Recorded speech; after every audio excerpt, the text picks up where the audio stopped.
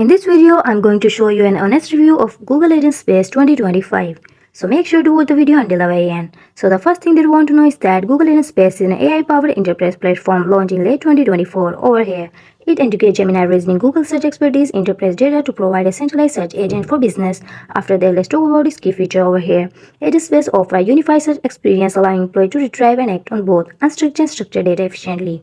Then it also enables business to create custom AI agents that automate workflow, generate content, and provide proactive suggestions. Now moving on to the integration. Over here, AgentSpace seamlessly connects with third-party tools like Google Drive, Data SharePoint, and the service. Then it ensures that employee can access and query data without disrupting their workflow. After that, let's look at the industry reception. Over here, analytics see Google AgentSpace as a strong competitor to Microsoft.